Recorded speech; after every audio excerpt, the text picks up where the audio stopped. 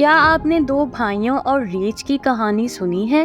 تو چلیے آج آپ کو دو بھائیوں کی محبت، ان کی بہادری کا قصہ سناتے ہیں۔ باغان کی خوبصورت وادی مغربی پاکستان کے شمال میں واقع ہے۔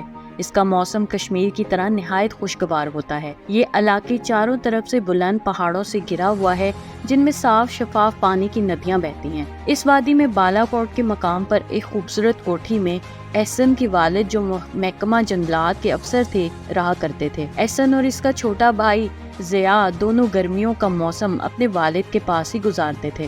ایک روز دونوں بھائی سیر کو نکلے۔ چونکہ اس علاقے میں جنگلی جانوروں کا ہر وقت خطرہ رہتا ہے، اس لیے باہر جاتے وقت احسن اپنی شکاری بندوق ہمیشہ ساتھ رکھتا تھا۔ آج بھی بندوق اس کے پاس ہی تھی۔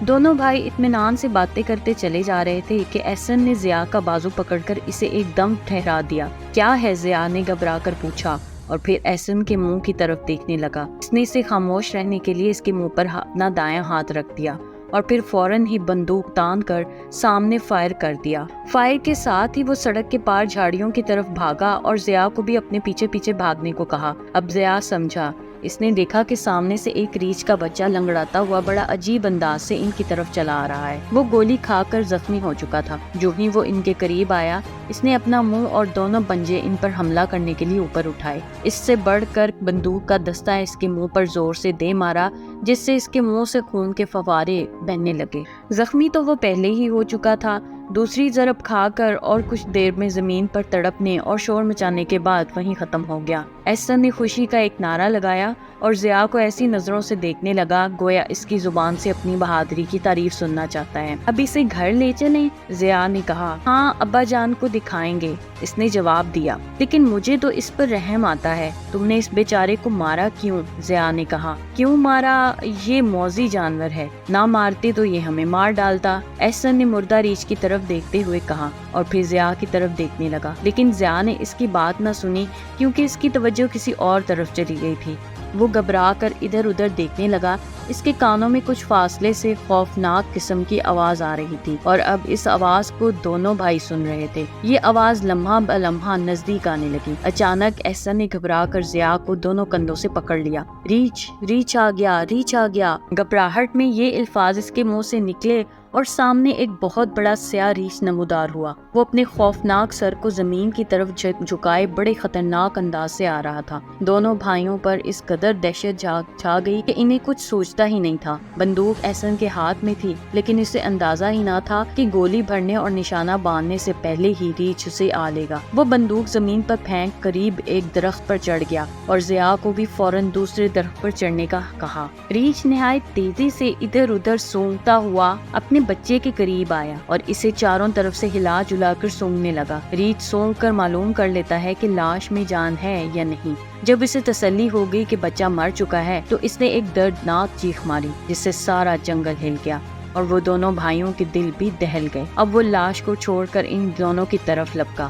غصے کے مارے اس کی آنکھیں سرخ ہو رہی تھیں۔ پہلے وہ اس درخت کے قریب آیا جس پر خوف زدہ احسن بیٹھا ہوا تھا۔ ریچھ نے اپنا بھاری سر اوپر اٹھا کر اس کی طرف دیکھا اور پھر اپنے پنجے درخت پر جما کر اس پر چڑھنا شروع کر دیا۔ ضیاء دور ایک درخت پر بیٹھا یہ نظارہ دیکھ رہا تھا اور خوف سے لرز رہا تھا۔ ابھی ریچھ احسن تک پہنچا نہ تھا کہ احسن چھلانگ لگا کر اسی درخت کے ساتھ والی شاخ پر کود گیا۔ ریچھ دوسری شاخ تک نہ جا سکتا تھا، اس لیے وہ اب نیچے اتر آیا تاکہ نیچے سے دوسری شاخ کی طرف جا سکے۔ اسی دوران میں ضیاء نے اپنے بھائی کی جان بچانے کے لیے اپنے آپ کو خطرے میں ڈال دیا۔ اس نے درخت سے نیچے اتر کر زمین پر پڑی ہوئی بندوق اٹھائی اور گولی بھر کر ریچھ پر نشانہ لگایا۔ ریچھ جو ابھی درخت کے تنے پر چڑھنے کی کوشش کر رہا تھا، زخمی ہو کر ایک دم مڑا اور احسن کو چھوڑ کر ضیاء کی طرف دوڑا، جو اب بندوق پھینک کر دوبارہ درخت پر چڑھ رہا تھا۔ دونوں کے درمیان بہت کم فاصلہ رہ گیا تھا۔ ریچھ نے اپنا اگلا پنجہ اسے مارا، جس سے وہ زخمی ہونے سے تو بچ گیا، لیکن اس کی لٹکتی ہوئی قمیض کے ٹکڑے علیحدہ ہو کر ریچھ کے پنجے میں رہ گئے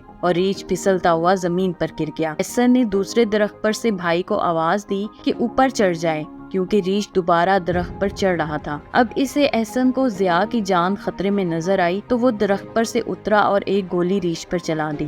ریچھ جو ضیاء سے اب چند فٹ کے فاصلے پر تھا، گولی کھاتے ہی دھڑام سے زمین پر آ گرا۔ اس دوسری گولی کا زخم اتنا کاری ثابت ہوا کہ وہ گرتے ہی ٹھنڈا ہو گیا۔ ضیاء نے جو درخت کی بہت اونچی شاخ پر بیٹھا تھا، جب ریچھ کو اس طرح زمین پر گرتے دیکھا تو اس نے خیال کیا کہ شاید ریچھ کو گولی نہیں لگی، بلکہ اس نے درخت پر سے احسن پر چھلانگ لگا دی ہے اور اب وہ احسن کو زندہ نہیں چھوڑے گا۔ یہ خیال آتے ہی وہ بھائی کے غم میں اپنی حواس کھو بیٹھا اور غش کھا کر درخت سے نیچے گر پڑا، لیکن خوش قسمتی سے وہ مردہ ریچھ کے اوپر گرا، جس کے بدن کی کھال اور بڑے بڑے بالوں نے اس کے لیے گدے کا کام کیا۔ جب اسے ہوش آیا تو ریچھ کو مردہ اور بھائی کو زندہ دیکھ کر اس کی جان میں جان آئی اور پھر دونوں بھائی ایک دوسرے سے لپٹ گئے۔ اب ان کی خوشی کا کوئی ٹھکانہ نہ تھا۔ وہ دونوں ریچھ اور اس کے بچے کو گھسیٹتے ہوئے گھر لے گئے اور جب دونوں بھائیوں نے سب واقعات گھر والوں کو سنائے تو وہاں ان کی بہادری پر حیران رہ گئے اور دونوں بھائیوں کی اس محبت کی یادگار کے طور پر ریچھ اور اس کے بچے کی کھال اتروا کے انہوں نے اپنے کمرے کی دیوار پر لٹکا دی۔ اس طرح کی مزید دلچسپ ویڈیوز دیکھنے کے لیے دیکھتے رہیے میرے چینل کو لائک، سبسکرائب اور شیئر ضرور کیجیے اور ساتھ ہی ساتھ بیل آئیکن کو بھی دبا دیجیے۔ شکریہ، اللہ حافظ۔